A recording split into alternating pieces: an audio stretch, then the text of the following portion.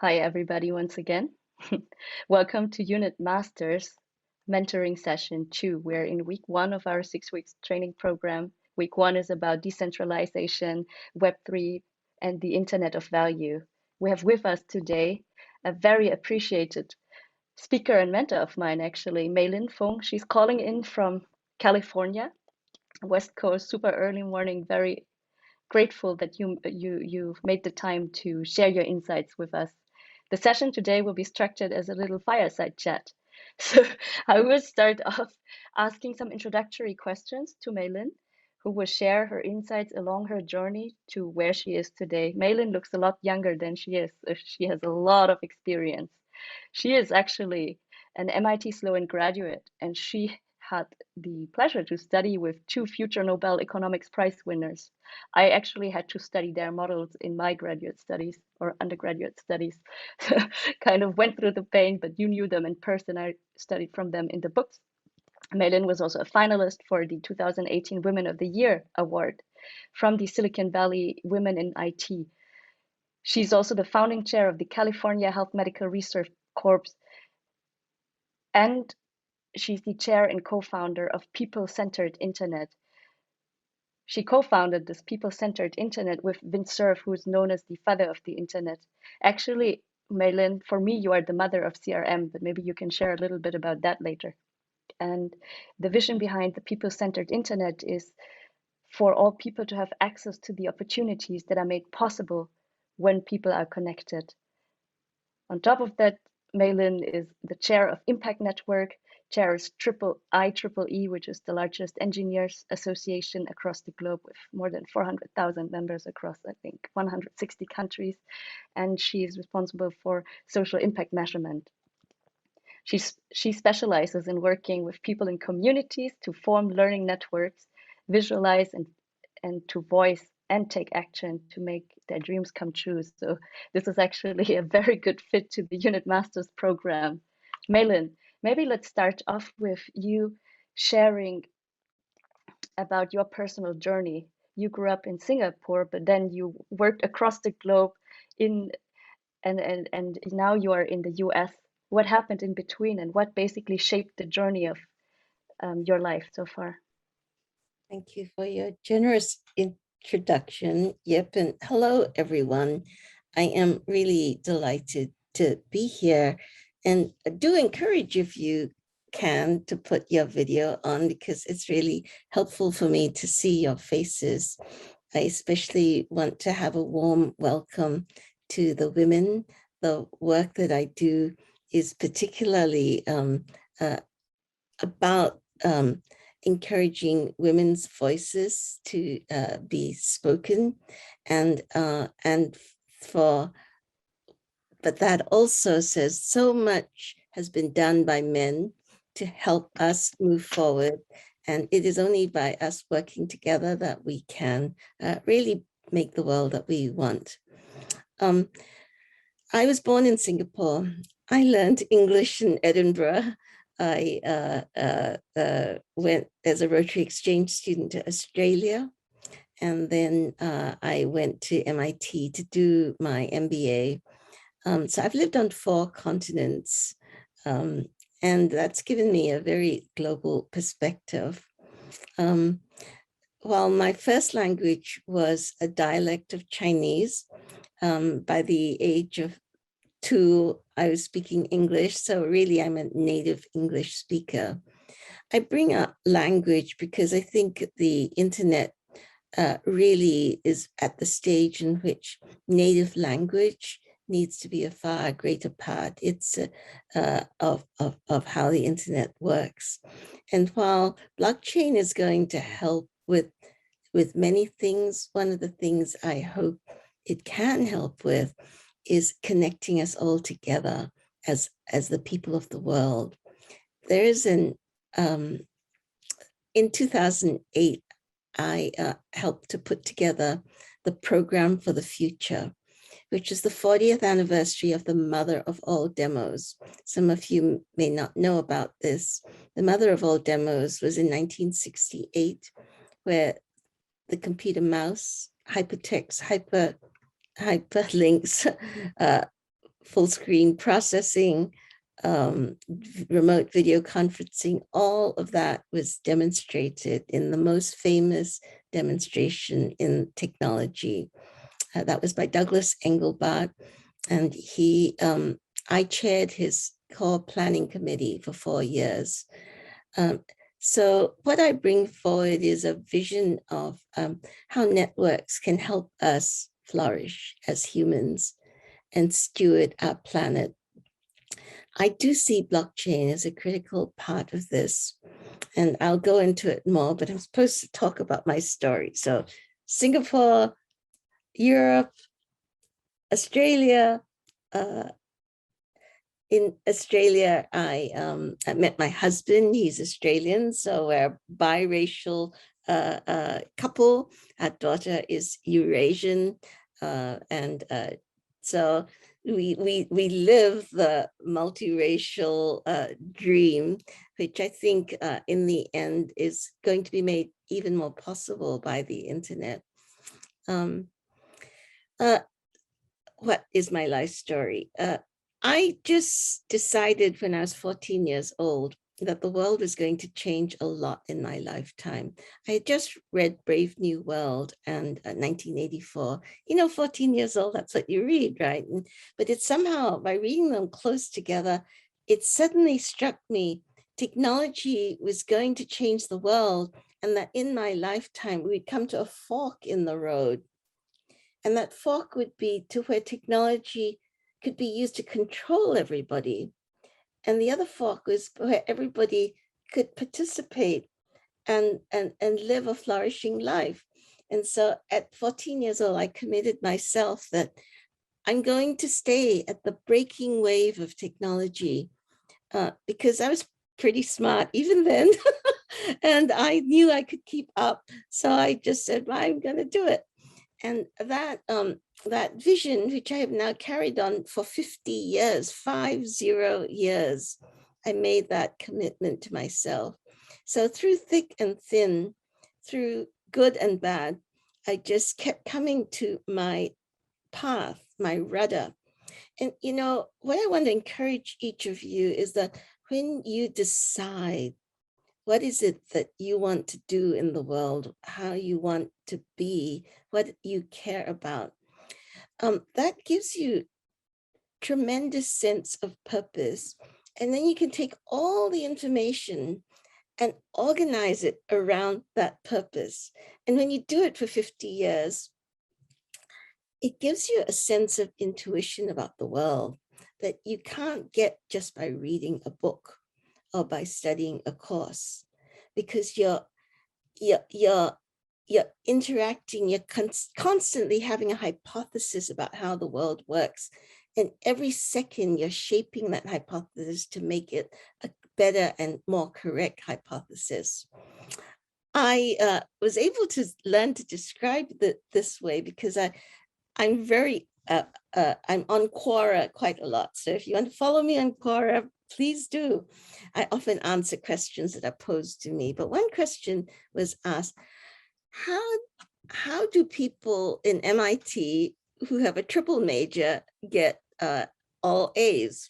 Because it's very hard at MIT to get all A's, even if you have one major, right? And then they said, okay, what the trick is that you actually go into a class assuming you know the entire topic. And then you go into the class and you're just correcting your assumption.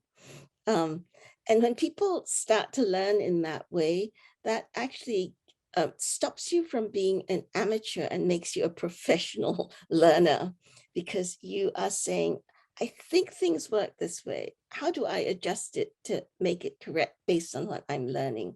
So I'm giving you this because that's how I learn. I learn and have for 50 years worked in the world with a vision of how technology could support participation by all. And doing that has given me the place that I have. So after MIT, I went to Intel. I was there for 5 years. During that time, I was the alpha test user for Intel's in-house distribution marketing system. in those days, in the 80s, if you wanted an IT system, you had to have your own IT staff. You had to develop it in-house. I had been an assembler programmer. That was my first job at Shell Australia. And so I was very well equipped to be an alpha test user because I could speak both the business side, and I really had been a programmer. And so with Intel's distribution marketing system, we tracked all of the sales in order to give better forecasts to the factories. And then I took that when I met, so Tom Siebel was at Oracle, and he was looking to basically invent CRM. And by the time he interviewed me, he had talked to 35 people, and none of them knew what he was talking about. And of course, what was CRM before there was CRM? There was a contact manager, like a directory. That was what people thought was a sales support system, was a contact directory. And Tom Siebel said, can you do this? Can you use technology to support the relationship between a business and a customer better? And I said, yes, I can. And he was like, okay, let's do it. And for 2 years at Oracle, we just it was a high performance team. We had the most marvelous time. Everybody was working together. I call myself the godmother of CRM. I don't say I'm the mother, because I was the godmother. It was a whole team. What I did was I went to the best salesperson, who was a woman, and I said, how do you do your sales? And I designed a system around understanding how the best salespeople kind of track their deals and worked out which ones to spend more time on. And CRM ultimately was a way for us to have a sales information system. I could never have predicted that after almost 40 years, 30 years, it's now a $40 billion industry. But it did start in my head. There was a skunkworks project between two people, myself as the business designer, and the coder developer, who was Kevin Kramer. And it was just two people that did the initial CRM. And then the rest is history. It made Oracle the sales engine that it still is today. And Tom Siebel went out, started another company, and then started Siebel Systems. After Tom left Oracle, Marc Benioff was my manager. And so I've worked with all the pioneers of CRM. We were all there together at Oracle. It was one day I opened the Forbes 400 magazine, 400 top billionaires. I knew 3 people on there because of my experience in Oracle. It was wild and crazy. It was a very, very difficult thing. I would say as a woman, I lost being the whole thing about being a woman. I became a man, essentially. Later on, I found out the price I had to pay for that, because I found it very difficult to talk to other women. I found it hard to respect other women. I became myself a misogynist, a person. That is a terrible thing. But in the technology field, that happens just because there's so many men. Very often as the only woman in the room, and it was just easier to be like a man, speak like a man, act like a man, decide like a man, really not give women a chance. I am truly regretful for what that happened, but it took me really some time to understand how terrible I had become and to change myself. And so now I actually work to promote the voice of women in everything. And it's very, very important now because of how digital is coming into everybody's lives. And I'm going to be publishing an article called The Digital Home. What is the digital home on the cloud? Because we need to think much more about how digital can help us flourish, how children, families, all the rest of our lives that are not included in sort of the corporate sphere have not really been as well supported. So those are a few initial thoughts. Back to you, Yip. Thanks very much for sharing. I would love to hear your story or perspective on the internet. Maybe you can share a little bit about the history. How did the internet spread? What was actually the beginning of it? How did it spread? Why did it spread? And what will be like, the implications of the future internet at the intersection of blockchain? So the internet started because of the Department of Defense in the United States, and they were trying to work out how do you maintain communications if there's a nuclear war? And they really realized that if you needed multiple ways to send information, you couldn't always do it point to point. So the TCP/IP spec that was developed.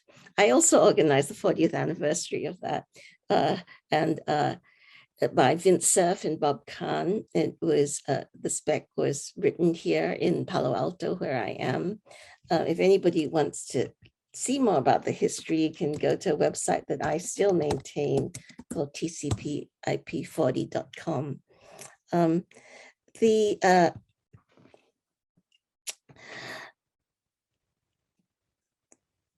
Paul, the DoD started it, and the spec came out of that.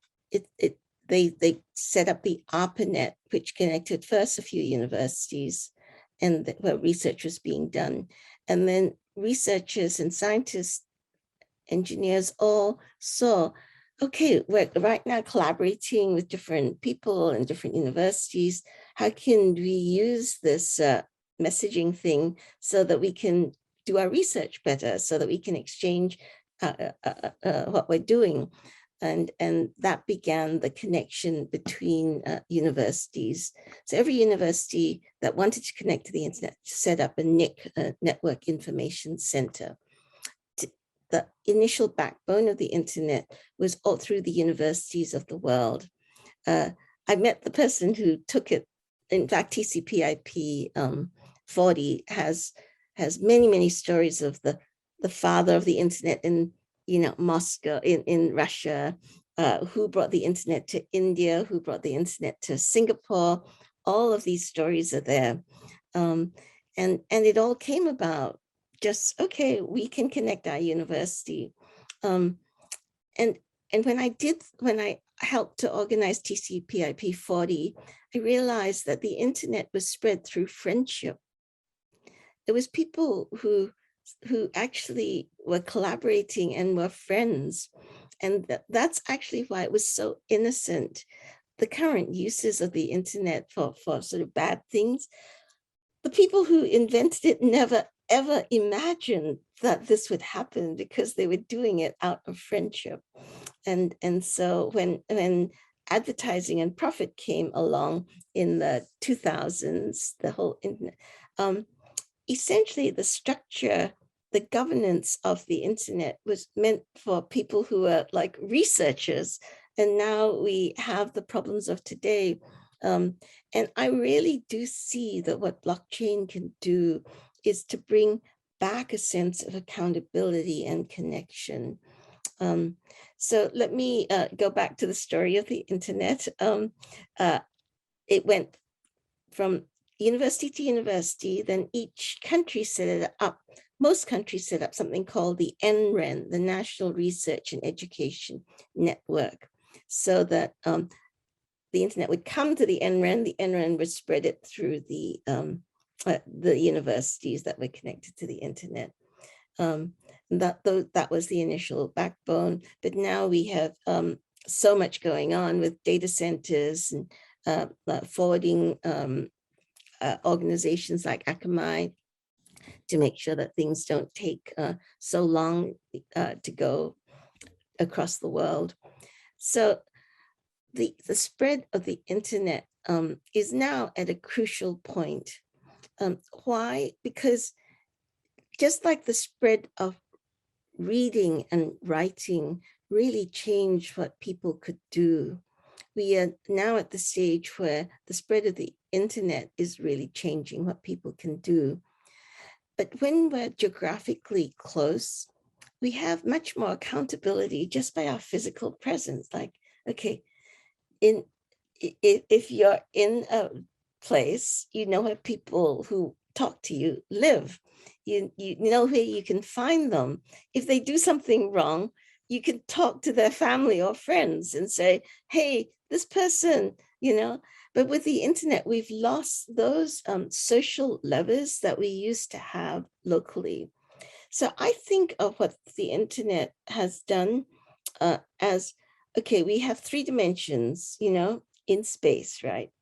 And then we've got time, but um, without information, you cannot track things over time. It's as though you just live in that moment. What blockchain does is it allows us to track things over time.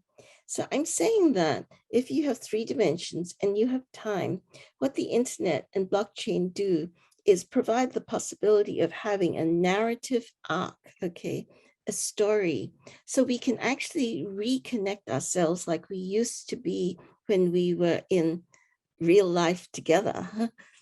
That things that are connected, where you know the provenance due to blockchain, gives us a sense of going back to the future of how it is today with living with people as neighbors and so on. So at the sort of breaking edge of technology today, we've got initiatives on the spatial web. That means tracking every single point in the world. And once you can actually do that, where you go from a domain name system, where it's just URLs, to being able to actually name everything in the world and every point at every point of time, you are now having a much closer sense of what a geographic community already has. We are at a really strange time, though, because, you know, when you have vision, right, that you can actually see everything, but you don't notice everything. I remember, so I'm a mother. When I got pregnant, I thought, oh, wow, where did all these pregnant women come from? And they were always all there. It's just I never noticed them. But that's how it is, right? When you look. And so what the internet is doing is it's somehow opening it up. So there's everything, but what we're choosing to notice is just being worked out now. And what blockchain offers is not just choosing to notice, but connecting the things we choose to notice. Because our brain makes sense of what we see by connecting it to what's in our mind, our mental models, our hypothesis, our observations fit into a story that we have about the world. Those stories of the world are now going to be replicated in a digital twin, which is supported by blockchain for its provenance. So this is a vision of how the internet began with information, that information is now intertwining itself into our 3-dimensional world and a chronological narrative arc. And so blockchain is going to give an explosion of stories. And that's why it's so confusing right now with misinformation and fake news. It's as though your eyes are learning to see, like your baby just came out into the world. First, you recognize your mother. Then you recognize other people who are giving you food or helping clean you. You notice different things. And that's how you start to make sense of the world. And your brain neurons are starting to work out, how do I operate in the world? We, as the world's people, are trying to learn to work out how to operate in a blockchain-enabled world. Thank you. So one of our participants, Sonia, actually raising a very fair point. She says blockchain may bring transparency, like you said, but can it actually change the mindset where people have become commodities? And Sonia says, and the internet is the backbone of commerce today. Sonia, where are you? Meaning geographically. Is it Sonia Kapalani? And she is probably in Dubai. Okay, great. I want to answer this because when you go to a new frontier, things don't always make sense. And so I'm giving you this historical perspective for you to understand that how things are right now are just one part of the journey that we're on. So the journey began with an internet which was designed to survive a nuclear war. Then it moved to scientists collaborating, and it spread fueled by friendship and collaboration. Then it moved to, okay, we've got the World Wide Web and we can create websites. Then it moved to, okay, advertising, in fact, is a profit-making engine for websites. Then it moved to social spaces, MySpace and so on, and then Facebook. So the fact that you're seeing this, people have become commodities, it's a transition, but we've got to look out for those things that are helpful and have possibilities that we want to encourage. Just staying in the present and being depressed about what's happening is not going to change the future. We have to imagine a future that we want. And I do imagine that future.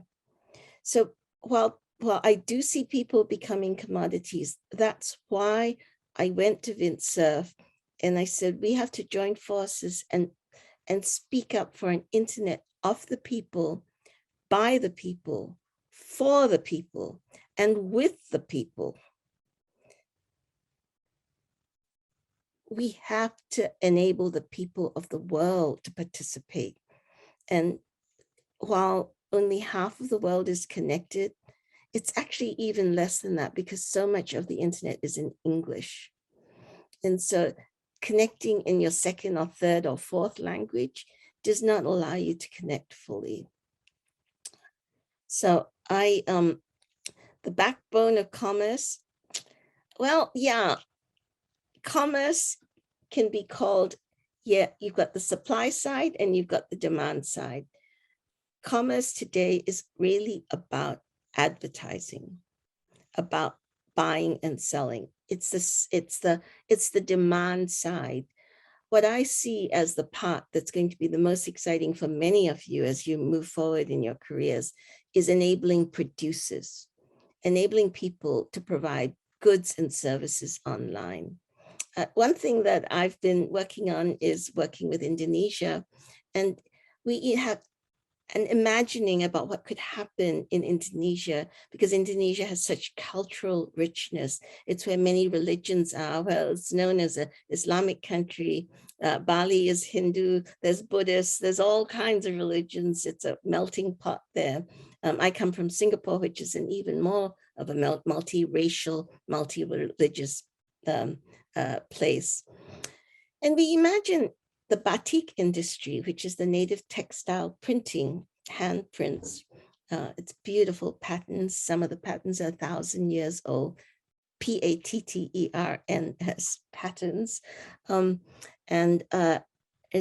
So look up batik. But we imagine, okay, what if there were batik NFTs, non-fungible tokens with the batik patterns, some of which are 1,000 years old? What if there's the Sonia NFT batik, right? There's so much that could be happening in terms of taking local culturals and traditional artifacts and working out how to make them exist in a blockchain world. I'm bringing this up because transparency isn't all. We don't want to have everything transparent. For example, we don't want our clothes transparent. We put our clothes on because we don't want to have everything transparent. So we have to decide in this new kind of world where information can be known about many things. It's not public or closed.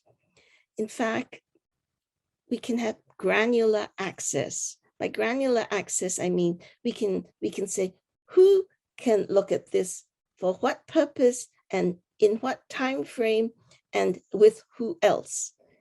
this granular, there's so many degrees, infinite ways you can apply access controls today. But people who live in the physical world think open or shut. And what I'm saying is transparency isn't open or shut. Transparency is for whom, for why, and for what purpose, and when you're in what role, and when you're in what team, right? Supposing I'm part of Interpol and I'm part of the human trafficking team, but I want to go and look at something in the drug area. There's all different who's allowed to look at what, okay? So I want to answer it in that way. It's a much more philosophical answer, Sonia, than you perhaps expected. Mei Lin, how about, so now that you talked about, let's focus on, the light instead of the shadow of it's actually two sides of the same coin, right? No shadow, no light, or no light, no shadow. But can you speak about how the internet that is accessible for all, or the internet by the people for the people, would actually ideally look like? And what are the challenges that are currently in the way of achieving this? How can we resolve these challenges? Who needs to do what? I really believe that the young people of the world and the women of the world are the people who are going to drive what an internet of the people, by the people, and for the people. I'm gonna go back to history a little bit. Douglas Engelbart, who invented the mouse and was one of the foremost visionaries of the world we live in today, he's the father of human-computer interface. He grew up in Oregon on the Lewis and Clark Trail. The Lewis and Clark Trail is something that happened in America, where people started in the East Coast, and there were the Native Americans, but they were very scattered. And what happened was they wanted to go all the way to the Pacific coast. The Lewis and Clark Trail was set up so that anybody could go along that trail. The first people who went along that trail are people they call now the mountain men, right? People who could just exist with nothing. They could hunt and shoot, and they could live on the ground and so on. They were tough, and they could handle this fierce and wild environment. The frontier moved forward because families came along, and the women said, where are the schools for our children? We need them to be able to walk to school safely. So I think that the digital frontier is going through that the first phase is the mountain men of the internet, who have been doing the charge ahead, let's try everything, we'll just survive, right? And find out about this incredible new frontier. But now young people and women have to say, okay, how do we live on this frontier? That question has not been on top of mind. You all are living in a place where you think, okay, the world is like it is. It's always going to be like it is. But when I grew up, Singapore looked like South Sudan. I cannot give you a better idea of how life can change while in your own life. Please do not accept your day-to-day existence as how it's going to be for everybody always. It's just not the case. And so if you want a better future, you have to think, what is that future that you want? So Yip asked me, what is the future I want? I call it back to the future. Somebody wrote kampong. Kampong is the Bahasa word for village. When in the 1990s, and somebody may be able to dig it up, I wrote a blog on the internet, and it was called Back to the Future.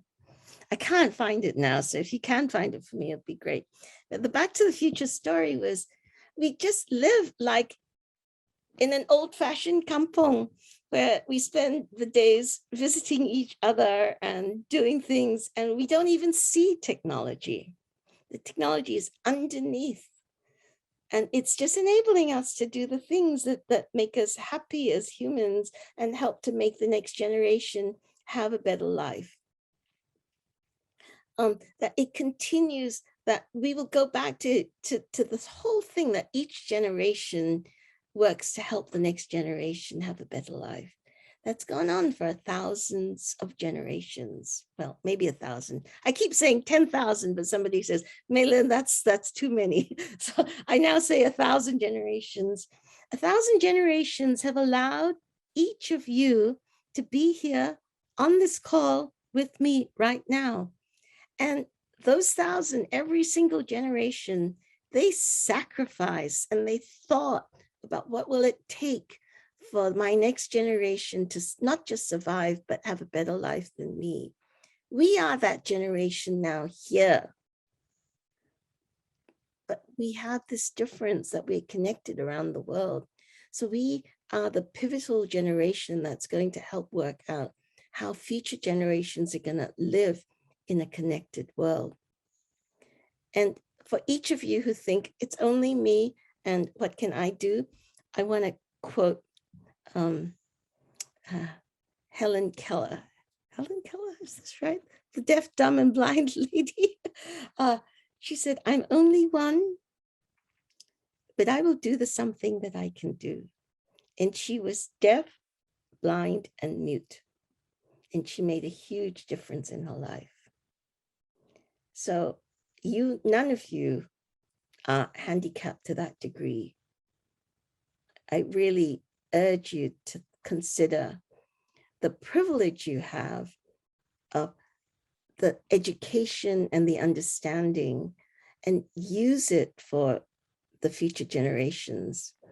I ask you to think about the 1,000 generations that have sacrificed so you could be here, and to consider if you want to be the weak link in the chain at this time of tremendous chaos, when the world starts to have tools that it had never had such powerful tools before. I'll let it sink for a little bit, that powerful inspiration. We have a question from Hina, and she asked, it's quite cute, what do you think the future career market look like, Auntie Mei Lin? What can we do except being blockchain engineers and content creators? Hina, where are you? Hina is in Vietnam. Okay. Vietnam is a hotbed of wonderful new ideas of technology, and many startups here in Silicon Valley actually have teams in Vietnam. I think when you say except being blockchain engineers and content creators, I think you want to be, in Disney, they have somebody called Imagineers, right? Meaning engineers who imagine. I think that a lot of the current jobs that are being done today will be increasingly automated, and that the most highly prized jobs will be those imagineering jobs, the ones who are imagining what doesn't exist.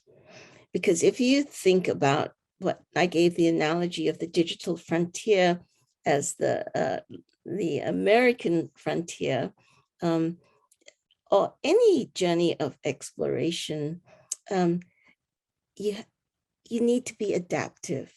You need to learn quickly. You need to see what's needed around you. I'll give an example of a technology, IoT, Internet of Things, right?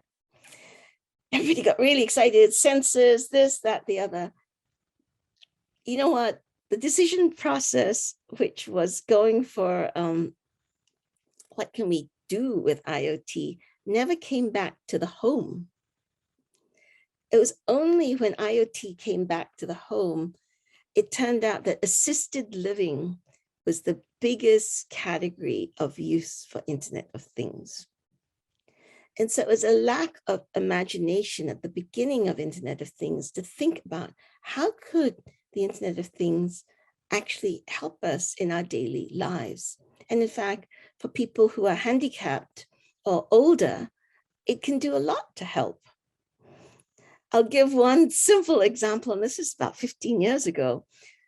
In Japan, rice is the main thing, and you cook rice 2-3 times a day. So in fact, somebody invented a rice cooker could send a message from their parents to them to say, oh, she cooked rice today. That kind of idea, okay, that says, let's communicate to help in the background understand if my mother is safe, if my grandmother is eating her meals every day. That background way of looking at things, not intrusive, not grandmother, call me every day and tell me if you ate. No, grandmother just does her normal thing, cooks her rice, and then you know, okay, she ate today. Oh, she ate late today. Oh, how come she missed lunch? Oh, she missed dinner too? I better check on her, right? So there's a whole lot of things that if we relook at our lives about the problems that we're facing, we can find ways in which technology can help. And that's what's going to be the most explosive growth, is when the people of the world whose voices have not been heard, and here I mean even here in the US, Americans, women and young people saying, how can we use this for our lives? And so, Hina, I hope that you in Vietnam can invent and talk with your friends about what might be useful for your situation in Vietnam, because you'll find that if you can help Vietnamese families live better, work better, look after their elders better, look after their children better, that is a product or service that the rest of the world also needs and wants. There's a great opportunity on this frontier, but it does require imagination. I love your emphasis of it. Mei Lin also It's works or time. has worked with the Hasso-Plattner Institute, so she's also very well versed in the design thinking community. I mean, you have so many different skills that you all tied all together, and now we can see the beautiful, orchestrated map of perspective that you're sharing with us. We have a question, as in from Anke, and she asked, how do you think the transformation from a winner takes it all mentality, so that's an assumption, Anke, right, of the big tech companies to an economy that serves the people should look like? Okay, so I think we need to find ways to offer credit to small companies, and especially companies like women doing something in their homes, but also companies with new ideas about how to take technology and apply it in daily life. And so what I'm working on is SME financing, small, medium enterprise financing, that actually uses decentralized finance. I come from the world of having looked at financial institutions. And so when I was invited to talk at the World Bank about global SME financing, here's what I said. I said, we have all the ingredients we need to start to cook. And so I think that the model that has happened in China, where small enterprises can get credit lines automatically, they don't have to take a stack of paper to a bank. The story was told in the Economist magazine in October in a special that they had about the Ant Group IPO. The Ant Group was the Alibaba's financial arm that offered credit to, in fact, between the Ant Group and Tencent, tens of millions of SMEs in China have received credit lines. They told a story about this woman who, she was selling about 5,000. She wanted to start a business. She sold about $5,000 of goods in a year. And then Ant Group automatically gave her a credit line because they could see what she was selling, what she was buying, that she was making a profit, her sales are growing. Within 2 years, her credit line went to $30,000, and it was automatic. She didn't have to apply for it. And what I said is that what happened in China so fast because of the particular way they're doing things. But we need to take the idea of a public utility for SME financing around the world so that we can actually use the data, the digital footprints of small businesses, and use those digital footprints to allow them to raise money. On the stock exchange today, the top 5 companies in the world by value, you know them all, the tech companies, 75 to 80% of their value is intangible. I would call it digital assets versus physical assets. They can borrow tons of money based on their digital assets. They can raise money based on their digital assets. But for small businesses, you can only raise money on your physical assets. In an increasingly digital world, that is a design for inequity. So I believe that the world's going to address this digital inequity, because you can't have a place with only tall trees and you don't water the small seedlings. Everybody knows that that's not survivable. So I think it's going to change. And the SME financing world is going to take advantage of decentralized finance and blockchain to allow for a much better tracking of digital footprints that will allow activity-based lending. Are you action-based? Are you doing something? What are you trying? What is it working? And connecting these people to other people like themselves. I will put in I actually want you all to talk to yourselves, and I'll put in the chat a link to the video of my talk at the World Bank, which may give you some ideas. Go ahead, Yip, to handle this, and I'll give the link. Mei Lin, no worries. We can also spread the link in our participants group chat so that it can go to all participants, even those who are currently working and cannot join today's session. So thank you very much for sharing your insights. We go now into the breakout rooms.